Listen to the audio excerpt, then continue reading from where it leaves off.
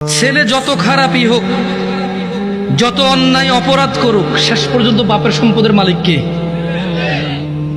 আরেকজন পৃথিবীর যত ভদ্র হোক, নম্র হোক, ও পাবে কিছু? মা তার সন্তানকে যতই মারুক, শেষ পর্যন্ত শলার দাগের মধ্যে, বেতের দাগের মধ্যে তেলটা কে লাগায়? মলমটা কে লাগায়? চুলগুলো কে আশ্রয় দেয়? জামা কাপড়গুলো কে ধুয়ে দেয়? মা ধুয়ে। জ্বর হলে মাথায় জলপট্টি কে দেয়? মা দেয়। আবার এই মাই কিন্তু এক একবার খেপে গেলে শলার মুঠা ভেঙে ফেলে পিটতে পিটতে করে কিনা? আস্থা রাখো ভাই আমার, কোরআন সুন্নাহর মধ্যে আস্থা রাখো। আমরা যদি আল্লাহর বান্দা হই, কার বান্দা? আমরা কার বান্দা হব? তোমাকে আমি বলি, শুনো, আমি শেষ আমার ওয়াজ।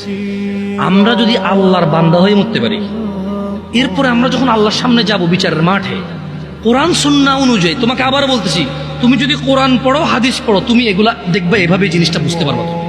যখন আমরা মরবো, হিসাবের টাইম আসবে, আল্লাহর সামনে যখন আমরা উপস্থিত হব, যখন আমরা কুফরি করব না, শিরিক করব না, যখন আমরা কি করব না, কুফরি করব না, শিরিক করব না, আল্লাহর সামনে গেলে আমাদের অনেক গুনাহ যদি থাকে, এটা আল্লাহর ক্ষমতা।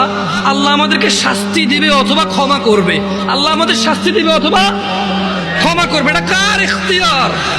সিদ্ধান্ত কার? আল্লাহ। ধরে নাও আল্লাহ আমাদেরকে ক্ষমা করে দিচ্ছে, তাহলে আল্লাহ আমাদেরকে জান্নাত দিল। কি দিল? ওকে। ধরে নাও আল্লাহ আমাদেরকে ক্ষমা করে নাই, তাহলে আল্লাহ আমাদেরকে শাস্তি দিবে। কি দিবে?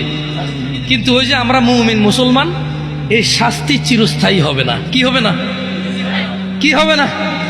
ওই যে যার যে অপরাধ, চুরি করলে 6 মাস জেল, ডাকাতি করলে 1 বছর জেল, মানুষ মারলে 12 বছর যাবজ্জীবন জেল, ওই হিসেবে আমাদের অন্যায় অপরাধ অনুযায়ী শাস্তি পাবো। কি পাবো? যদিও শাস্তি বড় ভয়ঙ্কর, আল্লাহ আমাদেরকে আশ্রয় দিকে। আমিন। আমি তোমাদের বলি, আবার বলি, শোনো, বোঝার জন্য বলি। আমি তোমাদেরকে কি বলতে চাচ্ছি, তোমরা কি বুঝতেছো ভাই? আমি বলতেছি না যে অপরাধ করো, আমি মূলত বলতে চাচ্ছি তোমরা মুসলমান হয়ে মরো ভাই।